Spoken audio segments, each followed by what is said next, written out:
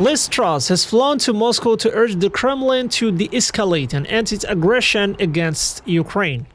This is the first visit of a UK Foreign Secretary in more than 4 years. In a symbolic move, the Foreign Secretary Liz Truss reminded her counterpart Sergei Lavrov that her visit today, 10th February, coincides with the Russian Diplomats' Day, which was established by the presidential decree in 2002 to commemorate the founding of the Russian diplomatic service in 1549, and made it clear that the only way forward for Russia is to engage in meaningful diplomatic talks. Minister Lavrov, I'm here on Diplomats' Day to urge Russia to take the path of diplomacy, and I recognise what you say about the visit of my predecessor, Boris Johnson, in 2017.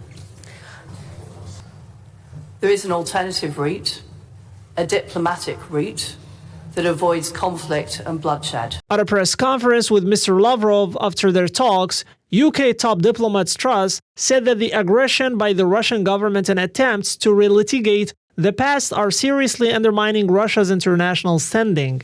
The aggression by the Russian government and attempts to relitigate the past are seriously undermining Russia's international standing.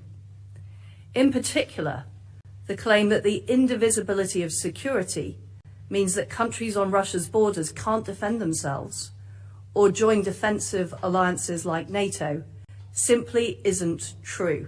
But today I'm here to talk about the alternative path that Russia can take.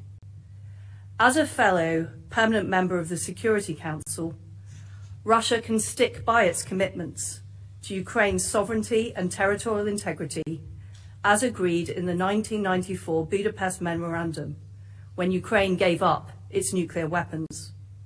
For his part, Russian Foreign Minister Lavrov described the diplomatic talks as a conversation between a dumb and a deaf, and questioned the motives behind the mass evacuation of US and UK embassies in Ukraine. I'm honestly disappointed that what we have is a conversation between a dumb and a deaf person. It's as if we listen, but we don't hear. We're seeing investments and investors fleeing Ukraine. We see diplomatic personnel being evacuated from Ukraine from Kiev. They are calling on people to leave the country as soon as possible. Now we're thinking maybe it's the UK that's planning something or the US planning something else, that they are trying to evacuate their diplomatic personnel.